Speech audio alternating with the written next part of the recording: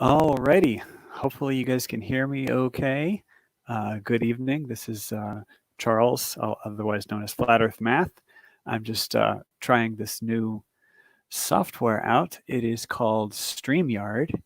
One of the things that was so easy before was when Google Hangouts was integrated with with YouTube. So obviously I've got my subscribers in YouTube, and you want to engage your audience on YouTube.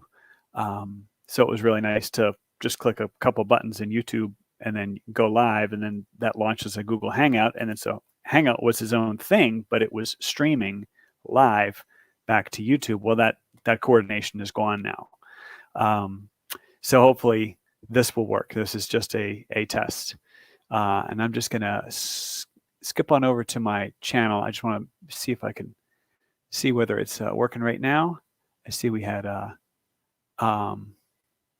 comment from Terman and then one from Tim Mosman.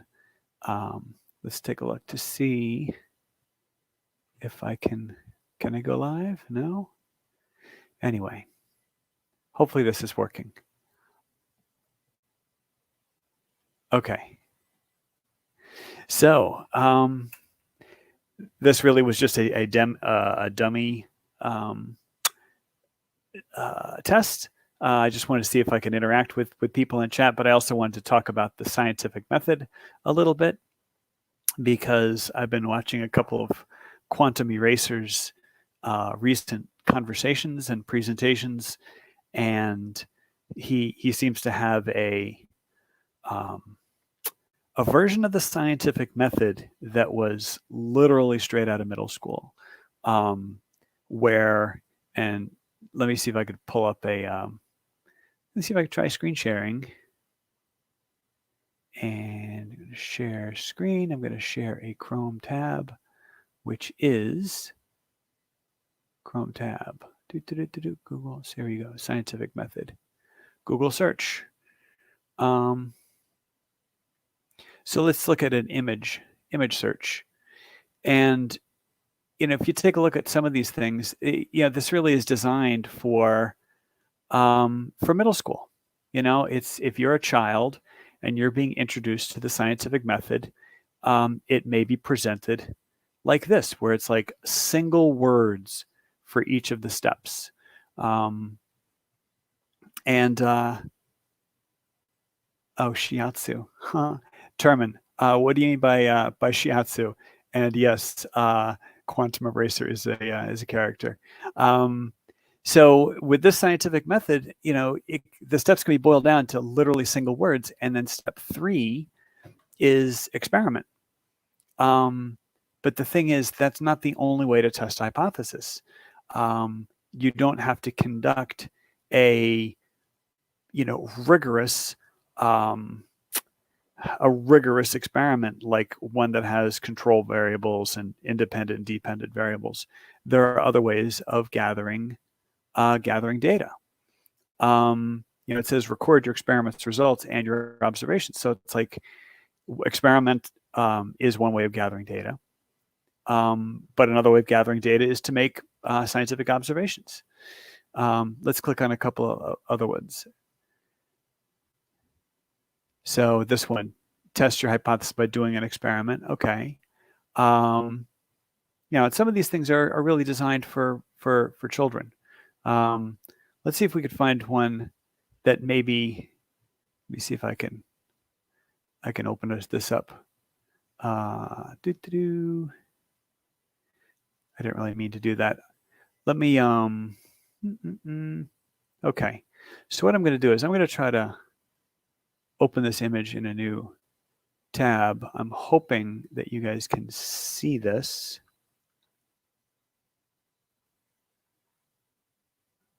I'm hoping that this is being streamed. I'm going to switch over to YouTube real quick. All right, so going back to chats, multiple types, yes, of experiments. Thank you, Terman. So I clicked on something, a new tab, and the thing is with StreamYard, I'm not quite sure if it doesn't look like it's sharing the new tab. So let me turn off screen sharing. All right, so I'm learning as I'm going along here. So I'm going to say stop. Oh, you know, that's very strange. What just happened? I'm going to say stop screen sharing. And now I'm going to stop screen sharing. And now I'm going to try to share screens again. And Chrome tab.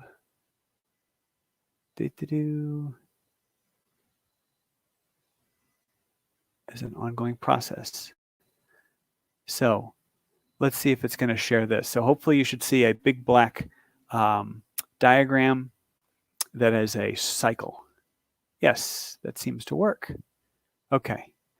So yeah, my problem is that I've got too many tabs open. All right. Now I lost it. All right. Thank you for your patience. There we go. So with this process, it is an everlasting process. It cycles in a circle. So we make observations, we think of interesting questions, we formulate hypotheses. But one of the big keys down here is make testable predictions. Make testable predictions or develop testable predictions. And that's one of the key things with the flat Earth versus the globe Earth model, or the debate or the conversation, is the ability to make predictions. And it is possible to develop things that you can make predictions on without conducting a rigorous experiment with control variables. And then the next step is gather data to test predictions.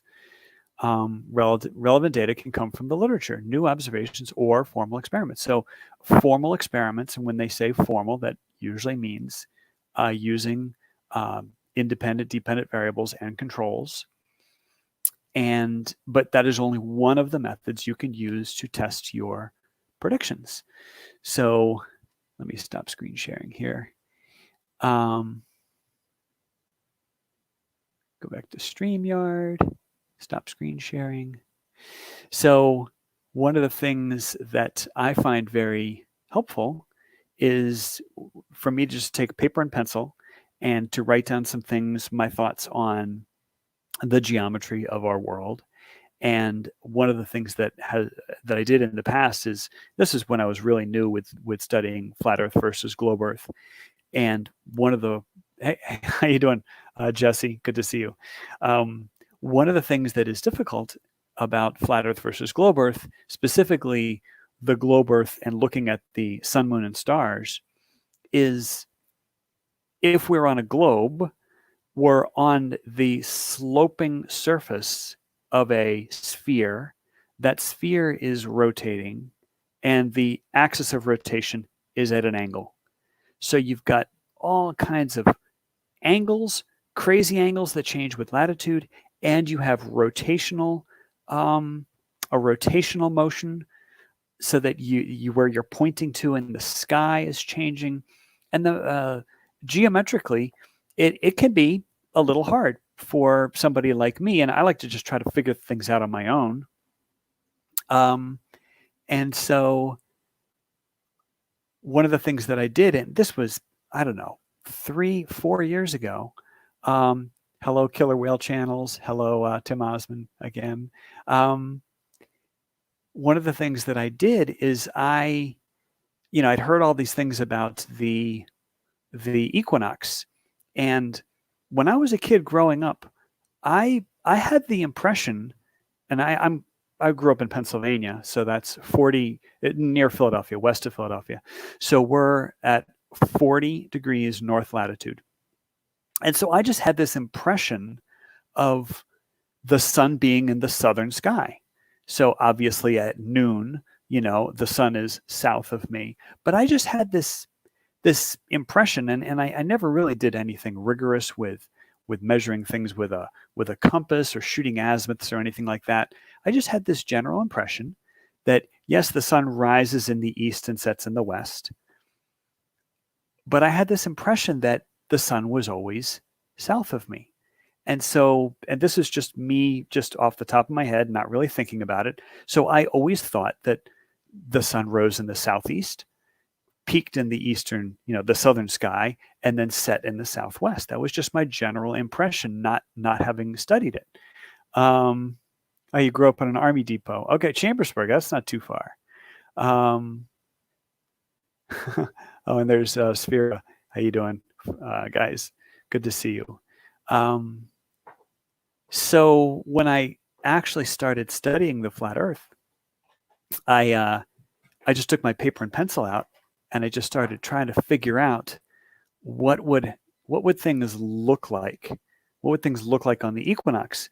And I'd heard about sundials, I'd heard about shadows, or just even sticking a stick in the ground, and then that traces shadows.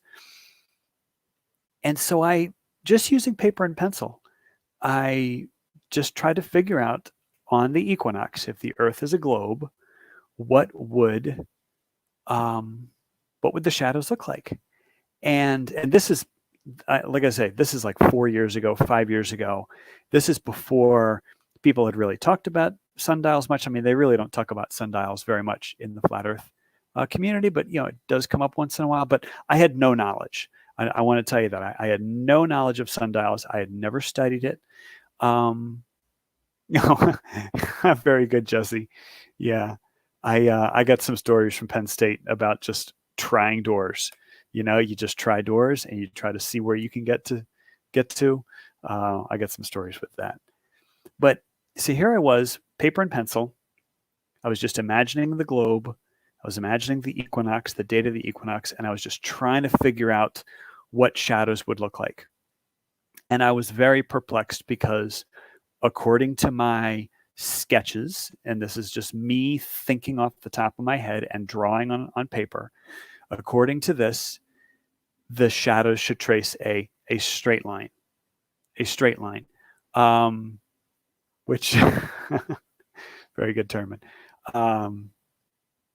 It would trace a straight line on the equinox. And that didn't make any sense because, we'd all seen time-lapse videos, and we'd all seen things tracing curved shadows on the ground. I mean, you could look up, time-lapse of sundial shadows or whatever, and it traces these arcs across the ground. We know that the sun kind of traces this curved path in the sky. Thank you, Sphera. I really appreciate that. Yeah, at some point I'm going to have to get back and actually finish. I'm about halfway through the moon sequence, but so here I was, and I came up with this really strange result. And this is me on paper and pencil, that I predicted, according to sphere geometry, globe Earth geometry, on the equinox, the shadow should trace a straight line. And I figured that's ridiculous. I must have made a mistake. So I went back to ground zero, or square one, and I redid all my geometry. It wasn't really calculations, it was just geometry. But I redrew everything, refigured everything, and I came up with the same result. So this was a prediction. I was predicting that on the equinox, the shadows should trace a straight line. And I'm telling you, it's common knowledge for a lot of people, especially a lot of globe Earth people, but it wasn't common knowledge for me. I sort of discovered it on my own. I'd literally never heard of this. So I kind of discovered it just using my own paper and pencil. So what did I do? I went out, and at the very next equinox, I set up a little gnomon, and I recorded the shadows on the equinox. And, so it's like I had made a prediction, and then it wasn't like I was testing it using, a control variable, an independent variable, dependent variable. I was literally performing a scientific observation. And what did I find? I found that the path of the shadows was ruler straight. So getting back to the scientific method, let me share my screen again. And if I can get to the Chrome tab, I think this is it. Oops, share. If I could get back to this cycle, the scientific method, yeah, I developed a prediction, but then I gathered data. And my data that I gathered was through observations. It wasn't a formal experiment. I did not have an independent variable, a dependent variable, although you could possibly say, I was recording data through time, but, and what was the dependent variable? The dependent variable was sort of the marks I made. Maybe I could lay out, graph paper or something. And then so the dependent variable could be the XY coordinates of the dots, and maybe I could talk about it that way, but ultimately it was just marks on a sheet of paper. But it was a careful observations.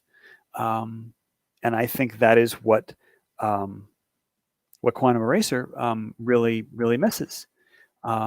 He thinks that the only way of gathering data, because and let me stop screen sharing. I think that because his experience was with science fair, that where there's like just simple middle school scientific method process, one of the steps is labeled experiment. And that means exactly one thing to him, and that is to conduct an experiment with an independent and a dependent variable. So I don't know. What do you guys think? You could type something in the chat. I think we've got 9 viewers. Again, this was just something for me to test out. And I keep forgetting the name of this. StreamYard. Just testing out StreamYard. And Killer Whale Channel said, I own Flat Earth forums. I haven't, I'm not familiar with that. So Killer Whale Channels, if you wanted to type, I don't know, if you have a URL or something, you could type that into chat. I'd be curious about that. I'm telling folks, I've been super busy with, I've now have 4 children at home, and I am a full-time high school math teacher. So I really have very little time, very little extra time. That's why I kind of dropped off the scene for a bit. But I would like to kind of get back this coronavirus with everyone sheltering in place, although Pennsylvania is going to open up, I guess, in about 3 weeks. So let me just hop on over to YouTube. I want to see if things, okay. Yes, Paolo, that is exactly right. That is exactly right. So if you eliminate entire branches of science, like astronomy, or even geology, then that makes it really easy to prove that the Earth is, well, actually, no, he never proves the Earth is flat. What he always does is he just disproves the globe because of his misunderstandings.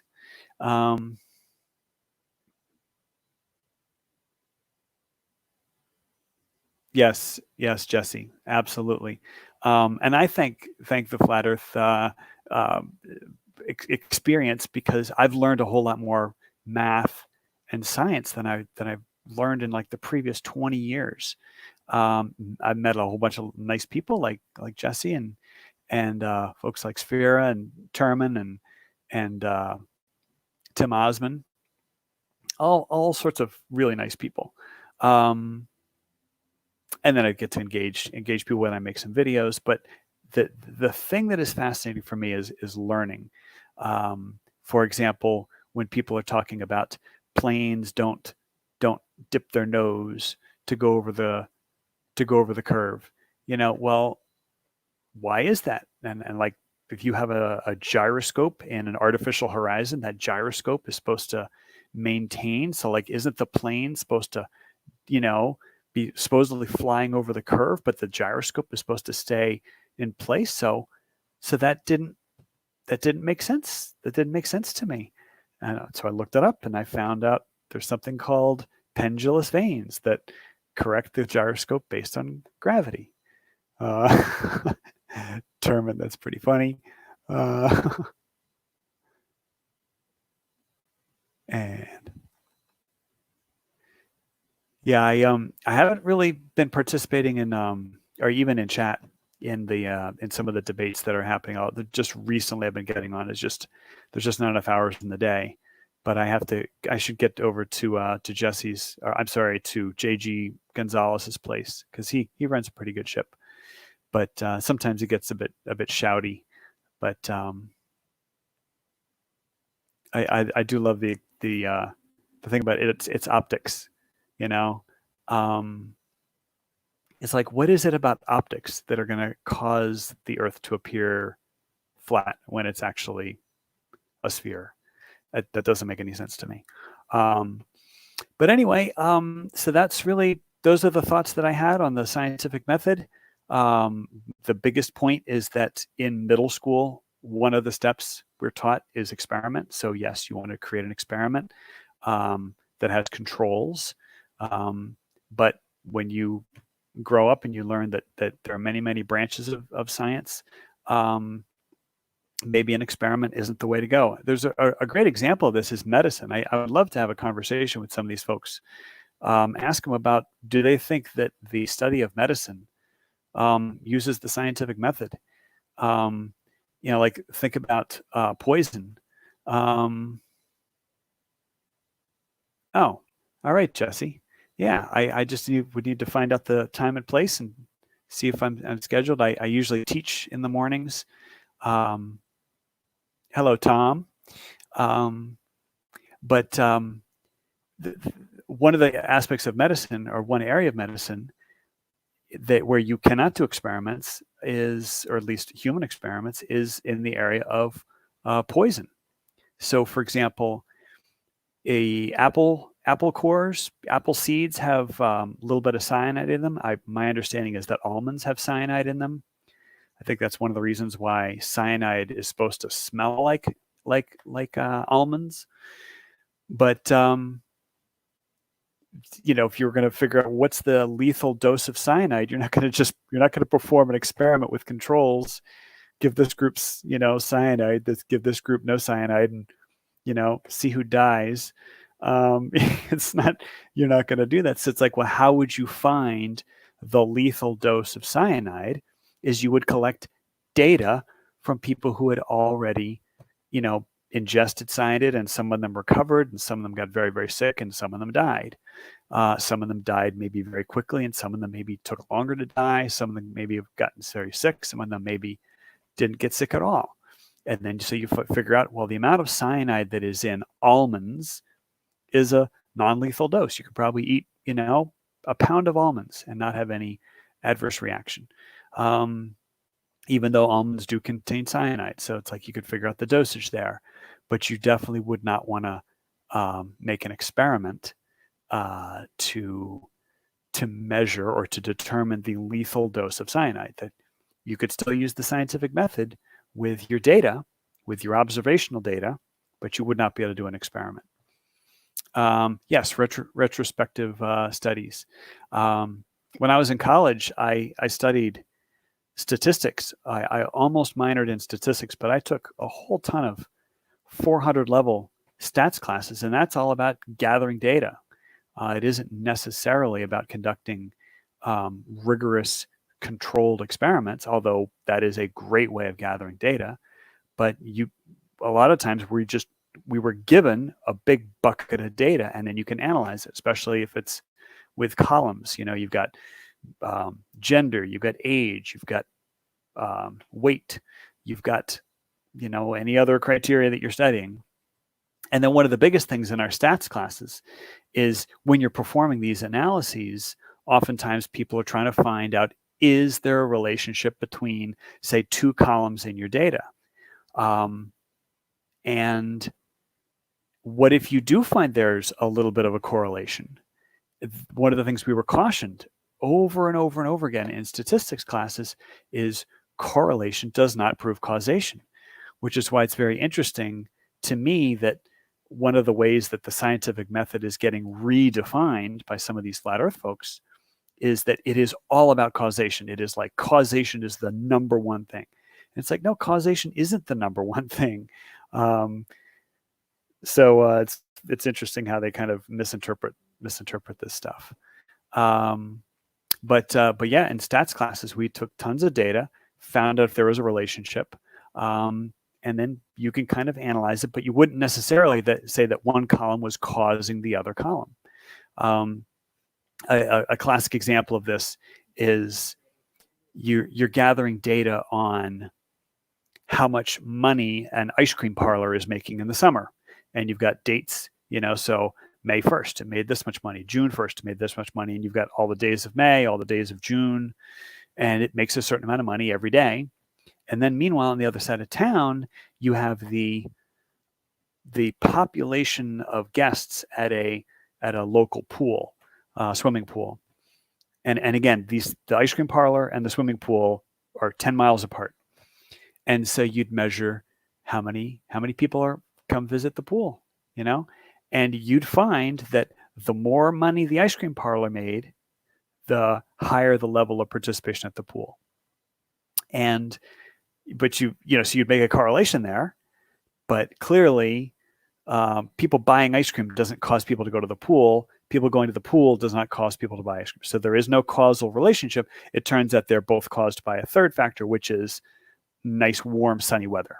The sunnier and warmer the weather, the more people want to both go in the pool and buy ice cream. But those are some of the things we did in statistics. Now, as far as the shape of the Earth is concerned, it's a matter of observation. And so that's really one of the things that I dedicated my channel to, is to try to encourage people to go outside and observe natural phenomenon, specifically the sun, the moon, and the stars. And there's just tons of aspects of the sun, moon, and stars you can observe, and you don't have to even know what the sun is. You don't have to know whether the moon is made of green cheese or not. You don't have to know, how, the distance to the stars. You don't have to know any of this stuff. Everything could be painted on the underside of a dome. The moon could be made of green cheese. The sun could just be a light in the sky. I mean, you don't need to know any of this stuff, but you can carefully study them. That's the thing. It's with a lot of flat earthers is they claim that you can't carefully study something unless you know everything about it, and it's like they're having it exactly backwards. It's by carefully studying something that we do learn more about it. So that's what my channel is about. Carefully study, carefully make observations, make your own tools, try to gather data, gather very careful observation, and then the more data you get, the better. And Sphera is writing science, in my opinion, is more about describing what we perceive to varying degrees of precision. Exactly. The inference we then propose as a cause is secondary. It comes as a byproduct of the description. That's exactly right. So for example, we could describe the effects of gravity, or whatever you want to call it, the downward force, or the downward, you can't even say the word force anymore, right? But what causes an apple to fall, whatever that phenomenon is, which we call gravity, we can describe it all day, and they've come up with formulas for it, even though it may turn out that Newtonian gravity has been superseded by Einsteinian field equations.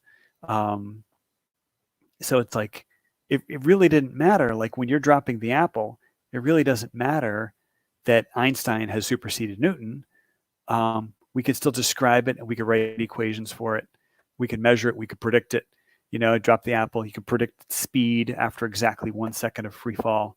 All sorts of things. And that gets back to the old idea of making predictions, the ability to make predictions, which I think is really key. If you have the ability to make predictions, it really doesn't care. It doesn't matter if you followed the scientific method or not, and it doesn't matter if you performed an experiment or not. If you have the ability to make predictions, and those predictions come true, then you have something that other people don't have.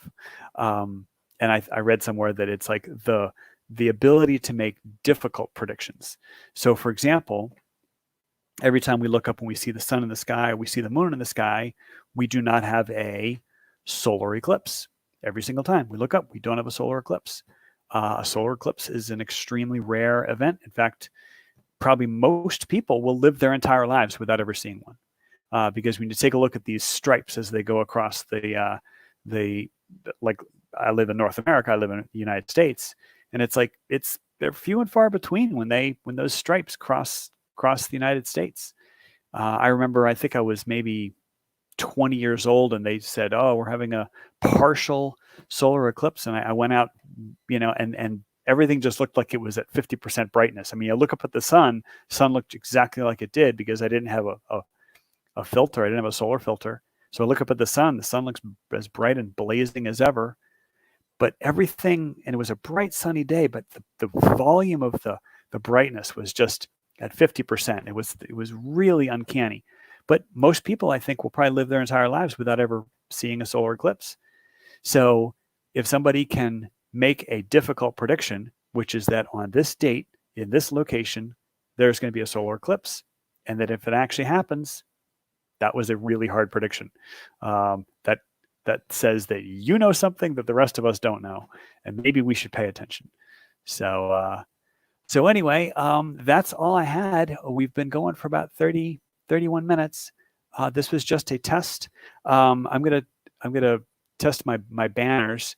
So I really appreciate you guys being kind to each other in the chat. There was a very civil conversation, but of course I don't think I have any flat earthers in the chat. But here's something that I would like to shout out. So if you guys have any contact information, or if you're on friendly terms with any flat earthers, I really would like to get back to the civil discourse. And the thing is, it's one thing for a bunch of globers to get around and talk to each other, and that's fine. And I know there are some shows where people just love to have globers get together and talk to each other. Maybe we can do that once in a while, like kind of like this conversation is. But I really would like to have long form, one-on-one, long form interview where I just want to talk to a flat earther, not debate, but just have a conversation. Hey, how did you come to discover flat Earth, and what are the things that convinced you? And then maybe we'll have a couple, share a couple ideas back and forth. But the idea is keeping it civil, and no insults, no argument, and have it not be a debate. Like, have it be the purpose of the 1 hour conversation is not for me to convince the flat earther, but just share some ideas and also hear some ideas in a civil context. The other thing is, other people who may watch that conversation may see two people civilly talking to each other, and hopefully that will help make the conversation in other forums more civil. Okay. See you later, Jesse. Thank you very much. Sorry I missed your chat. Okay. All right. Sphera said you made a pinhole camera out of cereal box and aluminum foil. Yeah. Yeah. It's interesting the different ways you can have see a solar eclipse. I think I did go out when I had that solar eclipse when I was like 20 something. This was, I guess I'm dating myself, but it was almost 30 years ago. And I think I took a CD case and I used it because it's like clear plastic, but I kind of shone it so that I can kind of reflect the sun. And so I think I was able to kind of see that the sun had a little bite taken out of it. Yeah, someone had taken a bite out of the sun. Yeah, and Sphera, one of the things that I've heard about is that people, if you're underneath some trees that have like spaces between the leaves, so you're underneath the tree, and then there's like little pinpricks of light, and that sometimes if you go out during a solar eclipse, a partial solar eclipse, the little pinpricks of light will be little, the Mac icon with the apple with the bite taken out of it. But anyway, I just want to shout out to you guys. Thank you so much for being here. I really appreciate it. So if you know of a flat earther who would like to have a nice civil conversation, I think this worked well. This StreamYard. I think there should be a logo up in the corner that says streaming with StreamYard. If you know of anybody, have them shoot me an email. Please feel free to share my email, flatearthmath@gmail.com. Hey, it's Fitz. Mitz Fitz. How you doing, Mitz Patrick Fitzsimmons? It's been probably 3 years since I've talked to you last. But Killer Whale Channels, thank you again.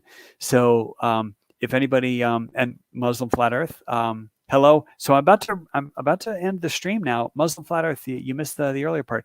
If you have any anything you want to type in the chat, I don't have to end the broadcast now. This was really just a test of StreamYard, but I'm happy to have a conversation with anybody every night after midnight. Ha, killer whale channels. I'm gonna have to follow up on that, killer whale channels. The screen I see right now is StreamYard, so I'm not actually interacting with on things on the YouTube side.